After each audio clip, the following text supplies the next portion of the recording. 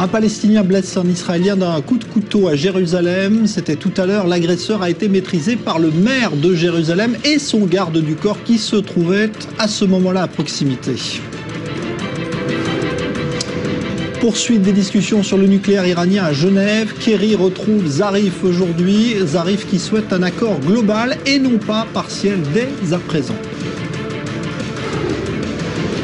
Le sondage élection israélienne du 17 mars prochain, révélé par i24 News cette semaine, le Likoud accentue son avance avec 27 sièges contre 23 pour l'Union sioniste. Le centre gagne du terrain, notamment les listes Lapid et Kaplan.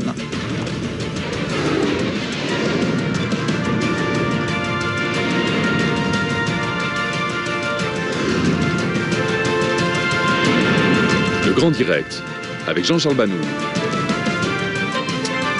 Bonsoir à tous. L'autorité palestinienne est-elle menacée d'effondrement? C'est en tout cas l'accusation clairement lancée aujourd'hui par Saeb Erekat, l'un des hauts responsables de l'autorité palestinienne à Ramallah, et la crainte exprimée cette semaine par John Kerry, le secrétaire d'État américain. Israël ne verse plus les taxes collectées pour le compte de l'État de l'autorité palestinienne depuis le mois de janvier, depuis que l'autorité palestinienne a décidé d'engager une procédure pour adhérer à la Cour de justice internationale. Tout cela remet donc sur le devant de la scène le dossier israélo-palestinien. On va en parler dans un instant. On ira également à Jérusalem pour retrouver nos envoyés spéciaux, car il y a eu tout à l'heure, donc je vous le disais, ce Palestinien qui a poignardé un Israélien. On retrouvera Léa Berdugo et Shai Ben-Ari pour i24 News version anglophone. Et en studio, donc ici avec nous, ce soir, Amir Badran, bonsoir, avocat à Yafo, et bonsoir à vous Emmanuel Navon. Vous êtes professeur de relations internationales à l'université de Tel Aviv.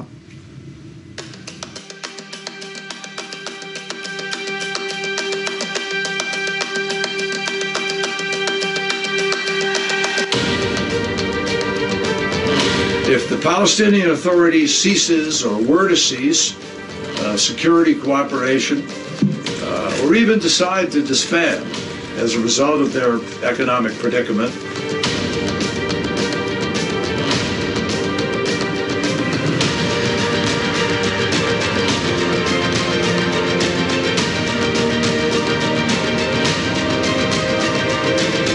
then we would be faced with yet another crisis that could also greatly impact the security of both Palestinians and Israelis.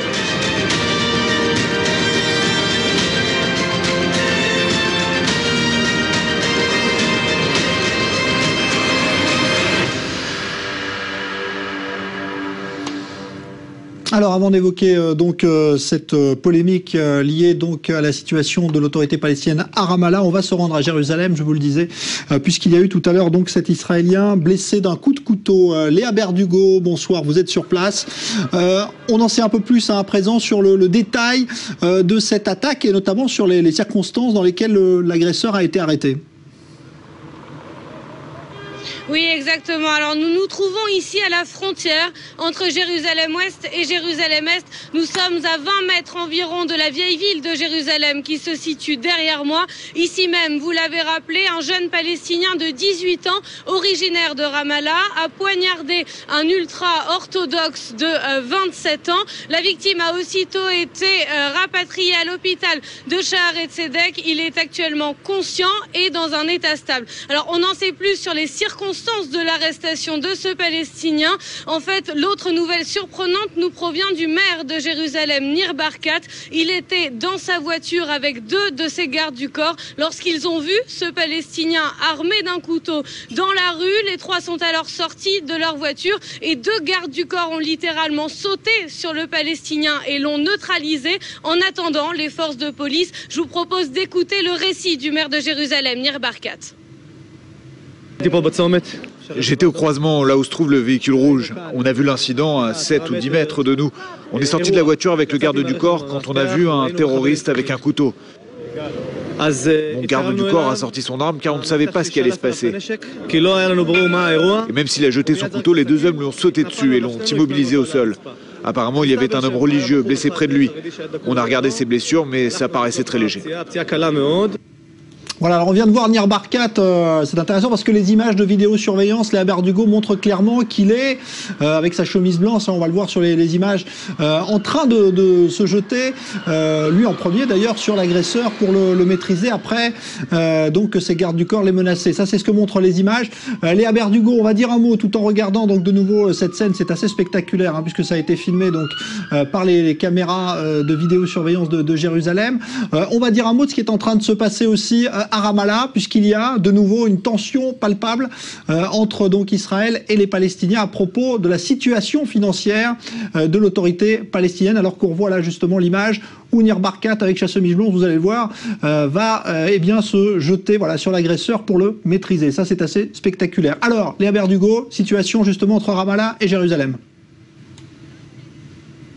Alors, vous l'avez dit, aujourd'hui encore, Saeb Erekat, le chef des négociateurs palestiniens, a appelé la communauté internationale à faire pression sur Israël. Pour quelle raison? Eh bien, pour que l'État hébreu lui reverse les taxes qu'il prélève au nom de l'autorité palestinienne. Je vous rappelle que depuis 2 mois environ, Israël a stoppé le versement de ces taxes à l'autorité palestinienne, des taxes qui s'apparentent à plus de 120 millions de dollars par mois. Pourquoi? Eh bien, à cause de l'adhésion des Palestiniens à la Cour pénale internationale. Alors Saeb Erekat l'a dit, l'autorité palestinienne est menacée d'asphyxie. Israël doit reverser ces taxes et il demande une aide de la communauté internationale afin que ces taxes soient reversées. Et au sein de l'autorité palestinienne, eh bien, on entend plusieurs voix qui menacent de suspendre les accords d'Oslo et de les annuler. Alors plusieurs sources nous disent certaines choses et d'autres nous disent le contraire. Selon certaines sources au sein de l'organisation de libération de la Palestine, eh bien, il y aurait plusieurs courants au sein de l'autorité palestinienne. Certains souhaiteraient une action maintenant pour faire pression sur Israël afin que ces taxes soient reversées à l'autorité palestinienne et d'autres seraient pour attendre après la date fatidique du 17 mars, c'est-à-dire les élections législatives israéliennes. Merci Léa Berdugo en direct de Jérusalem. Alors, Amir Badran, Emmanuel Navon, c'est vrai qu'on pensait que le dossier israélo-palestinien serait en retrait jusqu'au 17 mars. Là, il semble revenir, s'inviter peut-être dans cette campagne. C'est votre sentiment, Emmanuel Navon, avec cette polémique? Je n'ai jamais pensé que ce dossier allait être mis de côté. C'est un dossier central dans la vie On n'en parlait pas beaucoup. On en parlait tout de même. Je pense que les différents partis ont un programme, ou pensent avoir des programmes, ou proposent des programmes sur ce conflit plus de centenaire. Mais malheureusement, les événements ne cessent de remettre ce conflit sur la table avec cette dernière tentative d'assassinat qui a eu lieu à Jérusalem et qui est bien entendu liée au problème, à la question de ces taxes dont nous avons parlé. Puisque l'une des raisons pour laquelle Israël bloque pour l'instant ces taxes, c'est qu'effectivement ces taxes ont été agréées dans le cadre des accords de Paris qui avaient été signés après les accords d'Oslo. Accords qui ont été violés des millions de fois par l'autorité palestinienne. Lorsque l'OLP menace d'annuler les accords d'Oslo, ils ont été annulés de facto par leur violation incessante. Mais il faut bien comprendre aussi que cet attentat qui a eu lieu aujourd'hui est le résultat, entre autres, d'une incitation à la haine incessante dans les médias palestiniens qui est financée par ces mêmes sommes d'argent. Donc les deux sont liés. Et cet attentat tragique aujourd'hui ne fait que de nous le rappeler. Amir Badran? Je pense qu'on vient de voir des images très difficiles à voir et il faut comprendre d'où ça vient, alors que c'est très triste. Et il y a un rapport direct entre le sujet principal dont vous venez d'évoquer à propos des recettes fiscales palestiniennes que le gouvernement israélien doit verser et qu'il est en train de bloquer depuis 2 mois, et avec la situation dont on est en train de vivre tous les jours, et plus notamment ce qu'on a pu voir aujourd'hui tout à l'heure à Jérusalem. C'est-à-dire qu'il faut comprendre, il faut connaître la situation sociale et économique des Palestiniens pour comprendre l'impact que peut avoir un tel acte de bloquer cet argent-là, parce qu'en fait, il s'agit pas de l'argent du côté israélien que le côté israélien dit en tant que sanction, je ne veux pas les transmettre. Il s'agit de l'argent palestinien. Et le gouvernement israélien, il est en charge de les récolter. Et cet argent-là est obligatoirement, c'est de l'argent palestinien qui doit être versé au côté palestinien. Et ceci n'est pas fait régulièrement lorsque l'État d'Israël pense qu'il est temps de sanctionner le gouvernement palestinien et les peuples palestiniens. Notamment lorsqu'on parle de sanctions, c'est complètement aberrant quand on écoute le prétexte évoqué par le gouvernement israélien en disant le gouvernement palestinien a fait une action juridique, il veut adhérer à la Cour pénale internationale parce qu'il croit vraiment qu'il y a eu des crimes de guerre qui ont été faits par le gouvernement israélien, par les soldats israéliens à Gaza et dans les territoires occupés. Et c'est pour cela qu'il saisit une cour internationale juridique. Il demande d'ouverture d'une enquête. Et pour cette action-là, il est puni, il est sanctionné par ses propres argents. Alors il faut comprendre que cet argent-là, cet argent de taxes palestiniennes, en fait, il s'agit du budget du gouvernement des Palestiniens. Donc il faut comprendre qu'on est en train de parler d'une somme de 125 millions de dollars par mois qui doit être versée. Cette somme-là, en fait, elle est versée aux fonctionnaires palestiniens, que ce soit des policiers, des personnels médicaux, des professeurs, peu importe. Et c'est la seule source monétaire dont ils peuvent s'exprimer. Il faut comprendre que quand on parle de Gaza, par exemple, alors là, on est en train de parler des chiffres, pour vous faire comprendre les chiffres. Alors, à Gaza seul, il existe 70 000 Palestiniens qui sont encore, par exemple, des anciens policiers de l'autorité palestinienne et qui sont en fait financés mensuellement par ça. Cet argent-là qui est versé à ces 70 000 Palestiniens, en fait, est en train de nourrir plus de 500 000 Palestiniens à Gaza. On est en train de parler à peu près de la moitié de la population à Gaza qui est nourrie par cet argent-là.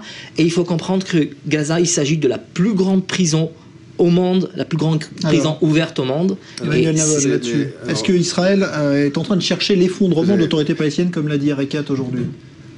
D'abord, parlons des chiffres, des faits et de la vérité. Okay.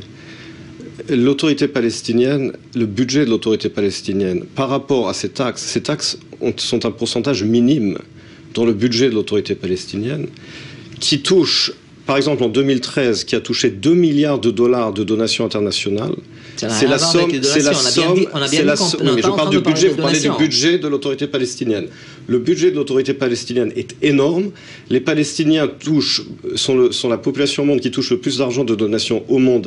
15 fois de plus que les Éthiopiens, par exemple, en pourcentage per capita. C'est pour ça qu'ils n'ont pas 15 fois de plus. 15 fois de plus. Non, je vais vous dire pourquoi. Parce que cet argent, ces milliards de dollars, ces dizaines de milliards de dollars qu'ils ont versés chaque année par la communauté internationale, au lieu d'aller, contrairement à ce que vous dites, dans les infrastructures et dans les salaires, ils vont dans la poche des corrompus du Fatah qui s'achètent des villas et des Mercedes et qui font du business.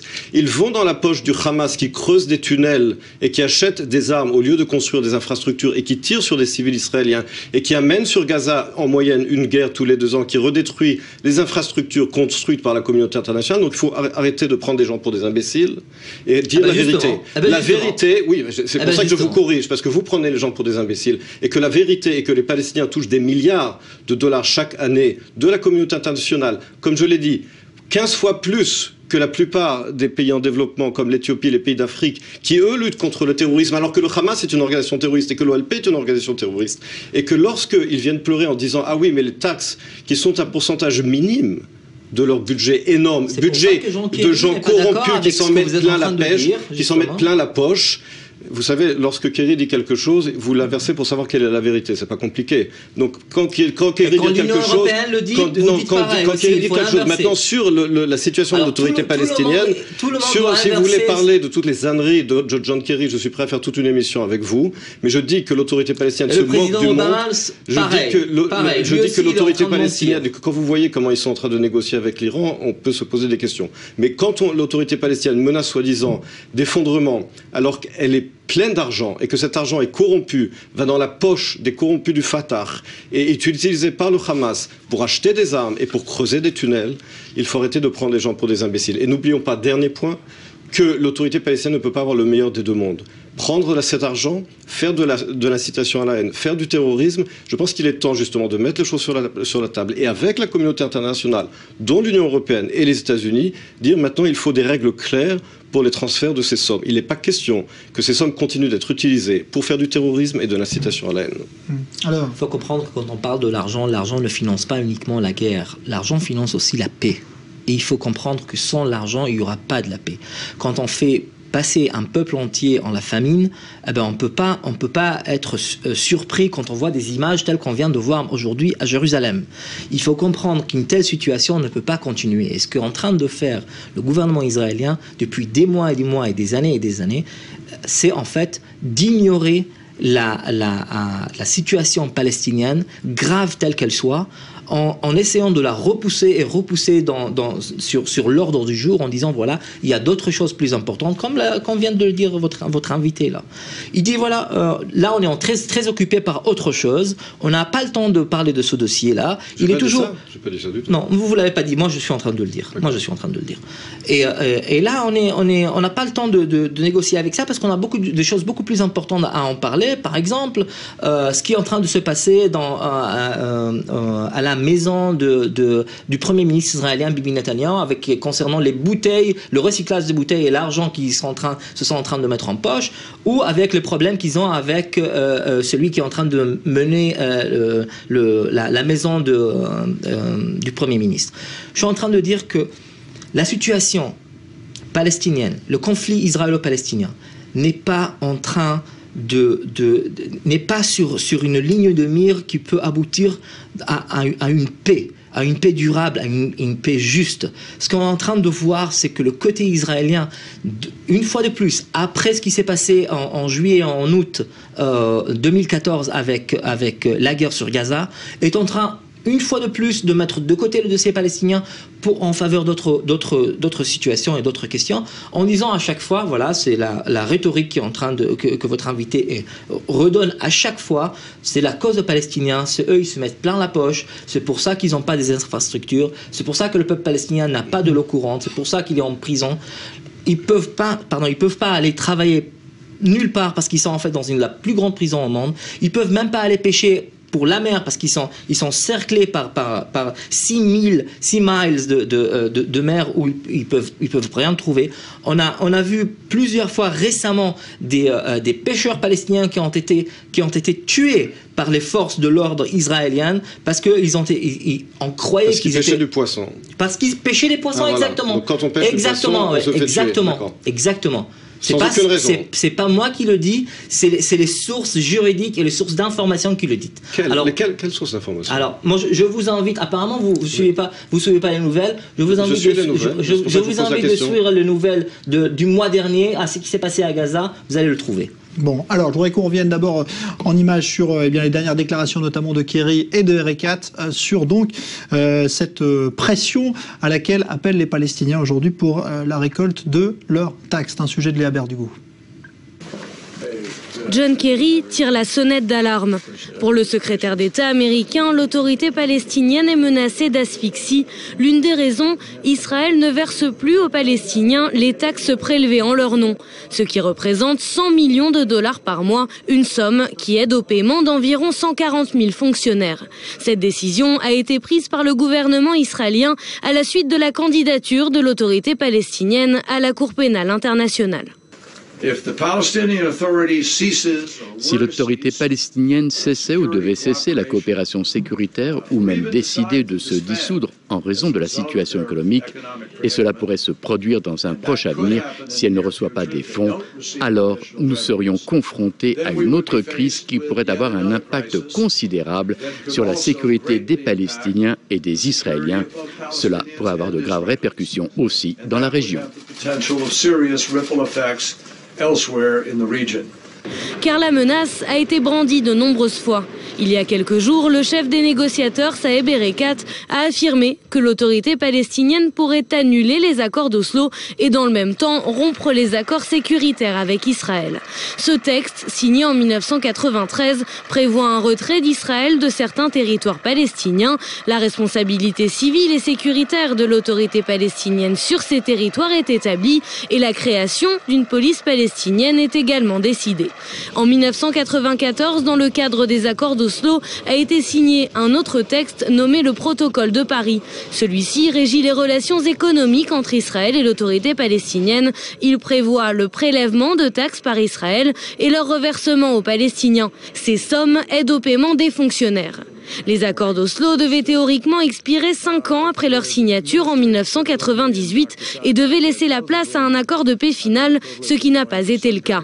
Pour certains membres de l'autorité palestinienne, dont Saeb Erekat, les Israéliens ont tenté de saboter les efforts de paix. Selon des sources palestiniennes, le comité central de l'OLP se réunira le 6 mars prochain. Objet de la réunion, l'annulation des accords d'Oslo. Alors, un mot d'abord, est-ce qu'on peut envisager, Emmanuel Navon, vraiment, de voir l'autorité palestinienne se dissoudre? Est-ce que ça pourrait être remplacé par une autre entité? Est-ce qu'il y a une solution envisagée dans ce cas? D'abord, une correction sur le reportage de Léa Berdugo. Les accords d'Oslo ne mentionnent pas un retrait d'Israël de territoire palestinien. Il ne s'agit pas de territoire palestinien, ils ne sont pas définis comme tels dans les accords d'Oslo. Je ferme la parenthèse. Sur cette menace de soi-disant dissoudre l'autorité palestinienne, c'est un bluff que les Palestiniens répètent plusieurs fois par an. Pourquoi est-ce que c'est un bluff? Un bluff parce que la direction du Fatah, de l'OLP, de Mahmoud Abbas et de son entourage touche des milliards de dollars chaque année. Ils financent un système corrompu qui les sert eux-mêmes et par conséquent ils bénéficient de l'existence de l'autorité palestinienne. Lorsqu'ils menacent de dissoudre l'autorité palestinienne, c'est qu'ils menacent, entre guillemets, de se défaire de ces milliards de dollars qui touchent chaque année et qu'ils se partagent entre eux, entre leurs familles et entre leurs amis. Donc il faut quand même, encore une fois, pas prendre les gens pour des imbéciles avec ces menaces, puisque ce sont les principaux bénéficiaires du système corrompu que eux gèrent depuis plusieurs dizaines d'années. Dont Abbas bénéficie. Abbas, aujourd'hui, il bénéficie de tous les mondes. C'est-à-dire qu'il va à la Cour pénale internationale, il joue les victimes sur la scène internationale, mais c'est lui qui veut ce statu quo et qui veut survivre à la tête de cette autorité palestinienne. Et par conséquent, cette menace est une menace vide et il est temps de dire les choses telles qu'elles sont. Je pense qu'à votre avis, on peut envisager sérieusement une dissolution de l'autorité palestinienne à court terme. Bien sûr, on peut envisager une asphyxion. Elle est complètement asphyxiée, comme il a été dit dans ce reportage, lorsque il n'y a pas d'autres sources financières pour l'État palestinien. L'État palestinien n'est pas en train d'exporter. L'État palestinien n'a pas n'a pas de sources naturelles qui peut entraîner. Il n'a pas de richesse dans des banques, comme le dit votre invité. Il est en train de vivre avec le peu qu'il a sur ces taxes-là, sur les produits qu'il y a un accord avec les Israéliens et les pays autour. Et il essaye de vivre là-dessus sans vraiment pouvoir aller au-delà de ça. Donc il faut comprendre que la politique israélienne n'est pas servie lorsque le gouvernement palestinien est asphyxié. Elle n'est pas servie du tout. Le processus de paix, moins et moins encore, il n'est pas servi lorsqu'on essaye d'asphyxier le peuple palestinien. C'est-à-dire que, au contraire, les Américains ne sont pas des imbéciles. Et les Européens non plus. Et le monde entier n'est pas les imbéciles. Pas tous, j'aime pas cette façon de parler de patronner le monde en disant voilà, c'est vous qui comprenez tout et tous les autres sont des imbéciles. Non, ça vous plaît pas. Mais vous avez dit vous-même, Amir Badran, vous avez dit vous-même que l'autorité palestinienne n'exporte pas. Vous avez dit que l'autorité palestinienne n'exporte pas. Quand on parle de justice et quand on parle de la paix durable, il faut comprendre que la partie forte qui est dans cette équation et l'État, le gouvernement israélien ne peut pas être une partie et en même temps c'est lui qui condamne et qui juge. Quand le côté palestinien et le côté israélien sont deux parties à un contrat et deux parties à un conflit, ils doivent tous deux faire le mieux pour que ça puisse marcher. Et pour le moment, c'est le gouvernement israélien qui à chaque fois est en train de faire échec et ne pas faire en sorte que le gouvernement palestinien puisse continuer au-delà pour en arriver quelque part avec ces négociations et pour arriver justement à aboutir avec un accord de paix. Vous l'avez dit tout à l'heure, les accords cités d'Oslo, ce sont des accords intermédiaires. Normalement, au bout de 5 ans, il devait y avoir aboutir à un accord final qui va donner deux pays, chaque pays, un pays pour les Palestiniens et un autre pour le peuple israélien. Et comme ça, on pourra vivre en paix. Le gouvernement israélien n'a pas voulu que ça marche. À chaque fois, on accuse le côté palestinien. Et avec ça, on arrive. Je comprends que vous n'appréciez pas que j'utilise l'expression prendre les gens pour des imbéciles, parce que vous excellez dans cette technique. Lorsque vous dites que l'autorité palestinienne n'exporte pas, alors que les taxes en question, ce sont des taxes à l'exportation, c'est prendre les gens pour des imbéciles. C'est prendre les gens pour des imbéciles. Lorsque vous dites que les accords d'Oslo n'ont pas abouti, parce qu'Israël n'a pas voulu à leur aboutissement, c'est prendre les gens pour des imbéciles, parce que les faits historiques sont que à leur conférence, non, je n'arrêterai pas de dire la vérité. Je n'arrêterai pas de dire la vérité, même si ça vous dérange, parce que la vérité est la vérité. Et lorsque lors des accords de Camp David, en juillet 2000, lorsque il y a encore des accords de Camp David, le sujet, c'est exactement les faits qui vous dérangent. Les faits. Non, mais parlez du sujet. Je parle du sujet. Le sujet, c'est qu'il y a eu la conférence de Camp David. Il y a eu la conférence de Camp David en juillet 2000. Il y a eu le processus d'Annapolis et l'offre de Ehud Olmert en 2007 et en 2008. Toutes les propositions de paix ont été rejetées. 10% de territoire, c'est ça, vous appelez ça des offres. Ont été rejetées par l'autorité palestinienne. Et par conséquent, des frontières de 1967. Il n'y a jamais de frontières de 1967. C'était des armes, c'était des lignes de cessez-le-feu. C'était des lignes de cessez-le-feu temporaires définies comme telles par les accords de Rhodes de 1949. Je sais que ça vous dérange.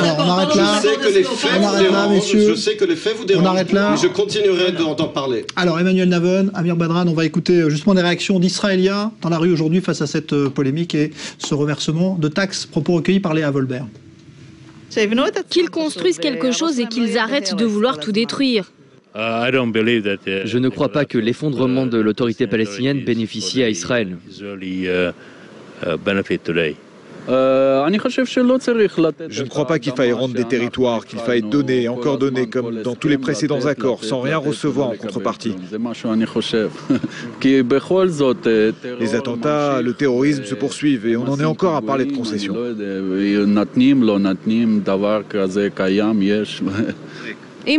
Si c'est une décision palestinienne, alors elle a moins de conséquences fâcheuses que si c'est Israël qui conduit à ce genre d'affrontement. Il n'y a pas besoin d'autorité palestinienne. Il faut la dissoudre et la réduire en miettes. Voilà donc réaction recueillie tout à l'heure donc à Tel Aviv. Merci Amir Badran, merci Emmanuel Navon. Le dossier israélo-palestinien qui est revenu donc sur le devant de la scène. Il y avait eu quelques semaines où en Israël, à cause des élections et de l'Iran, sans doute on en avait moins parlé, mais là donc bien vous avez constaté que ce n'était plus le cas. Et puis donc on vous rappelle qu'à Jérusalem, on va d'ailleurs se quitter avec des images en direct de Jérusalem où tout à l'heure donc un Israélien a été poignardé, blessé dans un état stable. Sa vie n'est pas en danger par un Palestinien de 18 ans qui lui a été maîtrisé par le maire de Jérusalem et ses gardes du corps qui se trouvaient à proximité. Image spectaculaire qu'on vous a montrée tout à l'heure. Merci messieurs. Dans un instant, la suite du grand direct. On ira en Syrie notamment et puis également en Égypte où le président Al-Sisi vient de s'exprimer à la télévision. À tout de suite.